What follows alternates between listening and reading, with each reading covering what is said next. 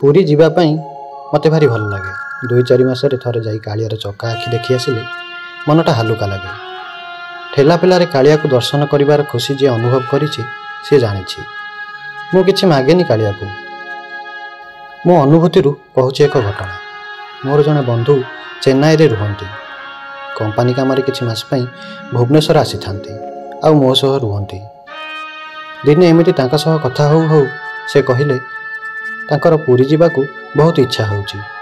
ଆଗରୁ କେବେ ବି ପୁରୀ ଯାଇନାହାନ୍ତି। ମୁଁ ବି ତାଙ୍କୁ ପୁରୀ ନେଇ କାଳିଆର ଦର୍ଶନ କରେଇବି ବୋଲି କଥା ଦେଲି। ସେ ବି ଖୁସି ହେଲେ। କିନ୍ତୁ ଏହା ଭିତରେ 2-3 ମାସ ବିତି ସାରିଥିଲା। ମୁଁ ବି ବ୍ୟସ୍ତତା ଭିତରେ ଭୁଲି ଯାଇଥିଲି। ସେ ବି ପୁରୀ ଯିବା ପାଇଁ ଆଉ ମୋତେ କେବେ କହିନଥିଲେ। ସେଦିନ ଶୁକ୍ରବାର ହେଇଥାଏ। ହଠାତ୍ ସନ୍ଧ୍ୟାରେ ମୋତେ କହିଲେ ପୁରୀ ଆଉ ଯାଇ ହେଲାନି। ମୁଁ ରବିବାର ଚେନ୍ନାଇ ଯାଉଛି। କାଳିଆକୁ ଆଉ ଦର୍ଶନ କରିହେବନି ଲାଗୁଛି। ମୋ ଭାଗ୍ୟରେ ବୋଧହୁଏ ନାହିଁ। ମୋତେ ବହୁତ କଷ୍ଟ ଲାଗିଲା। ମୁଁ ସ୍ଥିର କଲି ଆଉ ତାଙ୍କୁ କହିଲି ଯେ ଆସନ୍ତାକାଲି ଶନିବାର ଅଛି। ଅଫିସ୍ ବି ହାଫ୍ ଡେ ଅଛି। ଆମେ ଦିନ 3ଟାରେ ବାହାରି ଯିବା। କାଳିଆକୁ ଦର୍ଶନ କରି ରାତିରେ ଫେରିବା। ବନ୍ଧୁ ବି ସହମତି ପ୍ରକାଶ କଲେ। ହେଲେ ଗୋଟେ ଡିମାଣ୍ଡ ରଖିଲେ ଯେ ସନ୍ଧ୍ୟା ଆଳତି ଦେଖିବେ। ମୁଁ ବି ବଡ଼ ଭରସାଟେ ଦେଲି। ମନରେ ଅନେକ ଉତ୍କଣ୍ଠା ବନ୍ଧୁଙ୍କର। ସାରା ରାତି ଶୋଇନାହାନ୍ତି। ଜୀବନରେ ପ୍ରଥମ ଥର କାଳିଆକୁ ଦର୍ଶନ କରିବି। ରାତିରେ କି ଆଉ ନିଦ ହୁଏ? ପରଦିନ ମୁଁ ବି ଠିକ୍ ସମୟରେ ପହଞ୍ଚିଗଲି। ମୋ ବାଇକ୍ ଧରି 2 ଜଣ ବାହାରିଗଲୁ। ଏହା ଭିତରେ କିନ୍ତୁ ଗୋଟେ କଥା ରହିଗଲା। ମୁଁ ସିନା ଗଲି କିନ୍ତୁ ମୋର ସେହିଦିନ ଯିବାକୁ ବିଲକୁଲ ଇଚ୍ଛା ନଥିଲା। ମୋର ବହୁତ ଗୁରୁତ୍ୱପୂର୍ଣ୍ଣ କାମ ଥିଲା। ତଥାପି କଥା ଦେଇଥିଲି ଯେହେତୁ ଆଉ ହାତରେ ବି ସମୟ ନଥିଲା, ତେଣୁ ବାଧ୍ୟ ହୋଇ ଗଲି। ଠିକ୍ ଆମେ ପିପିଲି ଟପିଛୁ ମୋ ବାଇକ୍ର ଷ୍ଟାର୍ଟ ବନ୍ଦ ହୋଇଗଲା। ପାଖରେ ବି କୌଣସି ଗ୍ୟାରେଜ ନଥାଏ। ବହୁ ପରିଶ୍ରମ କରି ପେଲିଠେଲି ଚନ୍ଦନପୁର ପର୍ଯ୍ୟନ୍ତ ଗଲୁ। ସନ୍ଧ୍ୟା 6ଟା ହେଲାଣି। ବନ୍ଧୁ ମୋର ବିରକ୍ତ ହେବା ଆରମ୍ଭ କରିଦେଲେଣି। ଟ୍ୟାକ୍ସିରେ ଯାଇଥିଲେ ଭଲ ହେଇଥାନ୍ତା।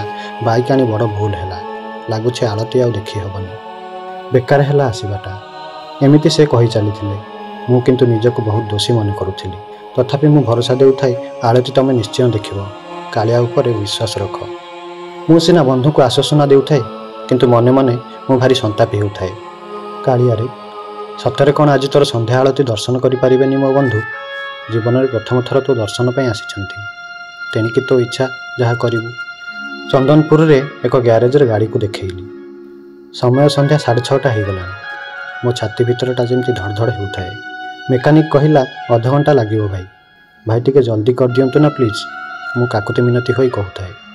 ଏହି ସମୟରେ ବନ୍ଧୁ ଆସି ମୋ କାନ୍ଧରେ ହାତ ରଖି କହିଲେ ଛାଡ଼, ବ୍ୟସ୍ତ ହୁଅନି।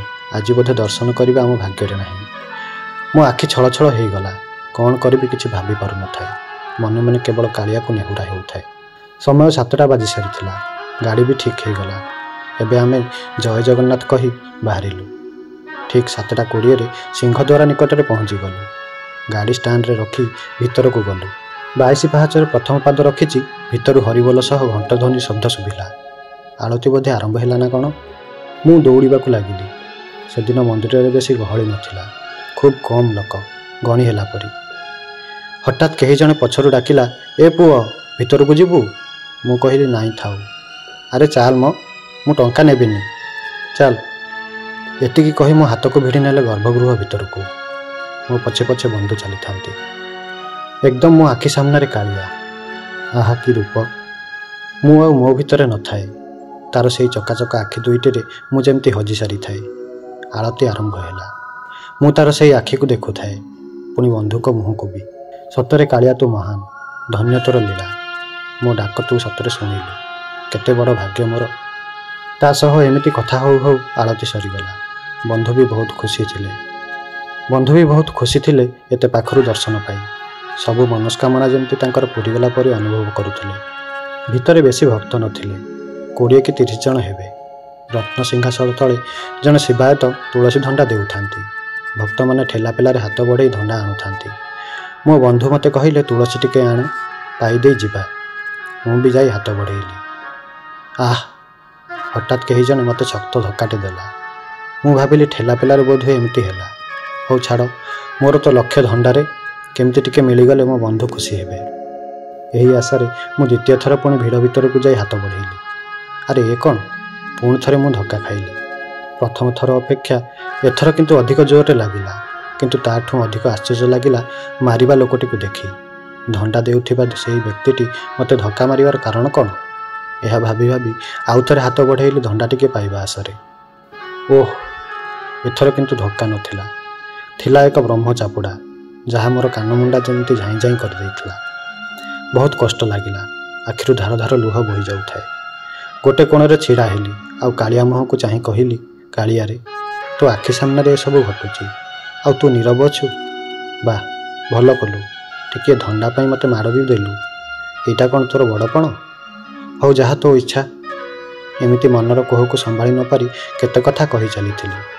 ଆଉ ତାରି ଭିତରେ ମୋ ନଜର ପଡ଼ିଲା ଲୋକମାନେ 100, 500, 1000 ନୋଟ୍ ଦେଇ ତୁଳସୀ ଧଣ୍ଡା ଟିକେ ଆଣୁଛନ୍ତି, ଆଉ ଧଣ୍ଡା ଦେଉଥିବା ସେବାୟତ ଜଣକ ଖୁସି ଖୁସିରେ ସେମାନଙ୍କୁ ଧଣ୍ଡା ଦେଉଛନ୍ତି।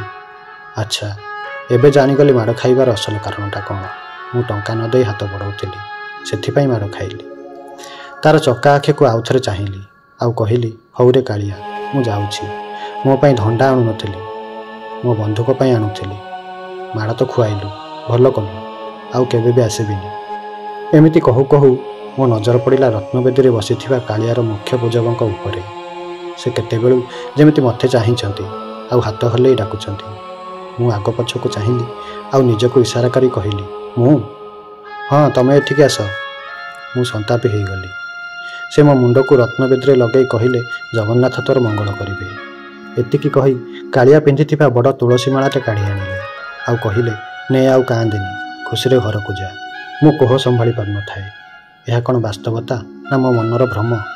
ଆଖିରୁ ସେମିତି ଧାର ଧାର ଲୁହ ବୋହି ଚାଲୁଥାଏ। ଲମ୍ବ ହେଇ ପଡ଼ିଗଲି ତା ଚରଣରେ। ହେ ମହାବାହୁ, ହେ ବଳିଆର ଭୁଜ, ହେ କାଳିଆ ଠାକୁର, ତମେ ସତରେ କେତେ ମହାନ। ମୁଁ ଅଧମ ଟିକିଏ ତୁଳସୀ ଧଣ୍ଡା ମାଗିଥିଲି ରେ କାଳିଆ, ତୁ ତ ମାଳଟେ ଧରେଇ ଦେଲୁ। ଧନ୍ୟ ତୁ କାଳିଆ, ଧନ୍ୟ ତୋର ଲୀଳା, ଧନ୍ୟ ତୋର ଲୀଳା। ଜୟ ଜଗନ୍ନାଥ, ଜୟ ଜଗନ୍ନାଥ। ଜୟ ଜଗନ୍ନାଥ ବନ୍ଧୁମାନେ, ଭିଡ଼ିଓଟି ଆଜି ପାଇଁ ଏତିକି। ଯଦି ଭିଡ଼ିଓଟି ଆପଣମାନଙ୍କୁ ଭଲ ଲାଗିଥାଏ ତେବେ କମେଣ୍ଟ ବକ୍ସରେ ଜୟ ଜଗନ୍ନାଥ ଲେଖିବେ ଏବଂ ଆମ ଚ୍ୟାନେଲକୁ ଲାଇକ୍, ସେୟାର, ସବସ୍କ୍ରାଇବ୍ କରିବା ପାଇଁ ଅନୁରୋଧ।